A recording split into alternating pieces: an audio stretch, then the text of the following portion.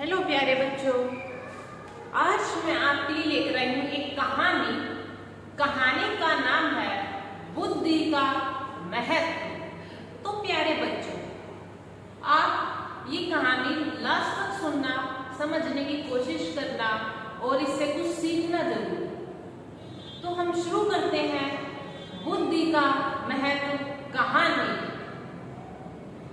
एक बुद्धिमान राजा था। उसका काफी बड़ा साम्राज्य था। उसके राज्य में प्रजा हर तरह से खुशहाल थी। राजा को अपने उत्तराधिकारी की तलाश थी। आपको ये तो पता ही है कि हमारी कहानी का नाम है बुद्धि का महत्व। अभी जो बताया गया वो ये बताया गया कि एक है ना बुद्धिमान राजा था, जिसके पास बुद्धि थी और वो अपनी बुद्धि का सही इस्तेमाल करता था और उसका काफी बड़ा साम्राज्य था। उसके राज्य में जहाँ वो रहते थे, उनके साम्राज्य में जो उनकी प्रजा थी, जो उनका राज्य था, सब बड़े खुशहाल थे। चारों तरफ खुशियां थी, इसलिए खुशहाल कहा गया है। राजा को सिर्फ किसकी चिंता थी? अपने उत्तराधिकारी की। वो उसी की तलाश कर रहा था। उत्तराधिकारी वो होता है जैसे अभी राजा है, राजा के बाद जो राजा बनने वाला है ना, उसके 3 बेटे थे। इस पुरानी परंपरा को नहीं निभाना चाहता था। अब जो राजा है उसके कितने पुत्र थे? 3 उसके पुत्र थे और राजा ना पुरानी वाली जो परंपरा है ना उसको नहीं निभाना चाहता था। वो क्या परंपरा है आगे सुनते हैं कि सबसे बड़े बेटे को ही गद्दी पर बिठाया जाए। वह सबसे बुद्धिमान और काबिल बेटे को सत्ता सौंपना चाहता था। जो राजा है वो पुरानी जो परंपरा है उसका पालन नहीं करना चाह रहा था। पहले क्या होता था कि जो राजा है उसी का जो बड़ा पुत्र होता है, बड़ा लड़का होता है, उसी को राजा बना दिया जाता है। चाहे उसके 10 पुत्र हो, 5 हो, 4, उनमें नहीं देखा जाता कि कौन काबिल है कौन नहीं है, बस जो बड़ा है उसी को बना दिया जाता है। लेकिन राजा ने सोचा कि वो नहीं इस परंपरा का पालन करेगा और ऐसे अपने काबिल बेटे को सौंपना चाहते हैं जो अच्छे से बुद्धिमान हो, अच्छे से सोच सके।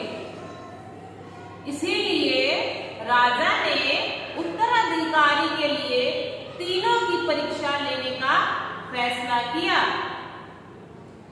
राजा ने तीनों बेटों को अलग अलग दिशाओं में भेजा। उसने हर बेटे को सोने का एक सिक्का देते हुए कहा कि वे इससे ऐसी चीज खरीदे जो पुराने महल को भर दे। अब जो राजा है उसने क्या सोचा कि वो तीनों के जो उसके तीनों जो बेटे हैं उनकी परीक्षा ले ताकि अच्छा उत्तराधिकारी मिल सके। तो तीनों अपने बेटों को वो एक सोने का सिक्का दे देता है और अलग अलग दिशाओं में बेच देता है और कहता है कि ऐसी चीज खरीदे जो पुराने महल को भर दे। अब पुराने महल को क्या चीज भर सकती है वो देखते हैं आगे। पहले बेटे ने सोचा कि पिता तो सजिया चुके हैं, इस थोड़े से पैसे से इस महल को किस चीज से कैसे भरा जा सकता है। अब जो राजा का पहला जो बेटा है उसने सोचा कि जो पिताजी है, जो हमारे पिता है, वो तो बूढ़े हो चुके, सटिया गए हैं, भला एक सिक्के से मैं पूरे महल को कैसे भर सकता हूँ। इसलिए वह एक खाने में गया, शराब पी और सारा पैसा खर्च कर डाला। अब पहले पुत्र ने देखो क्या किया, उसने शराब पी ली और सारा पैसा जो था खर्च कर डाला।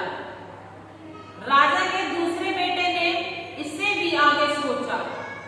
वह इस नतीजे पर पहुंचा कि शहर में सबसे सस्ता तो कूड़ा कचरा ही है, इसीलिए उसने महल को कचरे से भर दिया।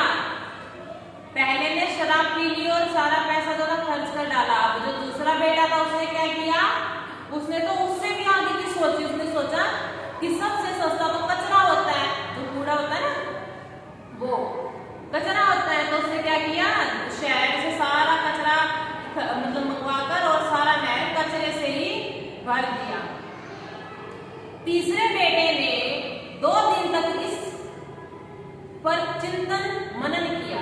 तीसरा बेटा था, 2 की तो बारी आ चुकी है, अब तीसरे की है कि जो तीसरा बेटा था ना उसने 2-3 दिन तक उस बात पर चिंतन किया, सोचा कि महल को सिर्फ एक सिक्के से कैसे भरा जा सकता है। वह वाकई कुछ ऐसा करना चाहता था जिससे पिता की उम्मीद पूरी होती। अब जो उसको सिक्का दिया गया था वो उसमें चिंतन कर रहा था, सोच रहा था कि कैसे इससे मैं पूरे महल को भर सकता हूँ, जिससे पिताजी को भी जो उन्होंने हमें परीक्षा लेने के लिए दी है वो उनको अच्छा लगे, उनकी उम्मीद पर मैं खड़ा उतरूं, वो सोच रहा था। उसने मोमबत्तियां और लोबान की बत्तियां खरीदी और फिर पूरे महल को रोशनी और सुगंध से भर दिया। इस तीसरे बेटे की बुद्धिमानी से खुश होकर राजा ने उसे अपना उत्तराधिकारी बनाया। अब तीसरे बेटे ने क्या किया, काफी मोमबत्तियां खरीद ली और लोबान की जो बत्तियां होती है वो खरीद ली। और पूरे महल में जब हम दीपावली का जब त्योहार आता था क्या करते हैं, दिए, मोमबत्तियां, लाइट्स अपने घर को सजाते हैं, तो चारों तरफ क्या होता है, खुशियां ही खुशियां और महल चमकता है, कितना मतलब कि घर कितना सुंदर प्रतीत होता है। वैसे ही उसने भी क्या किया, मोमबत्तियां और ये सारी चीजें घर में महल में लगा दी, रोशनी और चारों तरफ सुगंध और रोशनी रोशनी, महल बहुत अच्छा लग रहा था।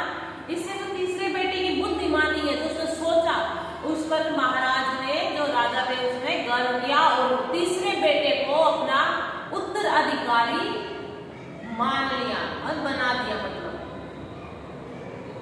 इस कहानी से हमें यह शिक्षा मिलती है कि बुद्धि से कुछ भी पाया जा सकता है। तो आपको करना ये है, जब बुद्धि से सब कुछ पाया जा सकता है तो हमें उसका यूज भी अच्छे तरीके से करना चाहिए। जब हमारे पास बुद्धि है, सोचने की अच्छी क्षमता है, तो क्यों ना हम अच्छा सोचे, नेगेटिव सोचे क्योंकि मेरे से ये काम नहीं होगा, ये नहीं कर पाऊंगा मैं, ये क्या होता है नेगेटिव, ये नहीं सोचना। बुद्धि दी है तो उसका सही प्रयोग करना भी आना चाहिए। तो आपको अपनी बुद्धि का सही इस्तेमाल करना, जिस प्रकार तीसरे बेटे ने किया और वो उत्तराधिकारी बन गया, क्योंकि सभी के पास बुद्धि होती है। अब वो उस बुद्धि का, अब क्या पहले बेटे के पास बुद्धि नहीं थी, दूसरे के पास नहीं थी, सभी के पास थी ना, लेकिन उस बुद्धि का सही प्रयोग सिर्फ तीसरे बेटे ने किया। तो इसीलिए हमारे पास भी बुद्धि है तो उसका सही प्रयोग हमें करना है, अच्छे से पढ़ाई करनी है, ठीक है। तो पढ़ाई करनी है, अच्छा ब्राइट फ्यूचर बनाना है, अपने माता पिता की हमेशा बात माननी है, कभी भी किसी का अनादर नहीं करना, डिसरिस्पेक्ट बिल्कुल नहीं करनी, चाहे कोई छोटा हो बड़ा हो, हमेशा हमें अच्छे से उनसे बातचीत करनी और अपनी बुद्धि का सही जीवन में प्रयोग करना है। यही इस कहानी से हमें शिक्षा मिलती है। तो प्यारे बच्चों, आपको ये कहानी कैसी लगी, इस वीडियो को लाइक करके और शेयर करके और जल्दी से हमारे चैनल को सब्सक्राइब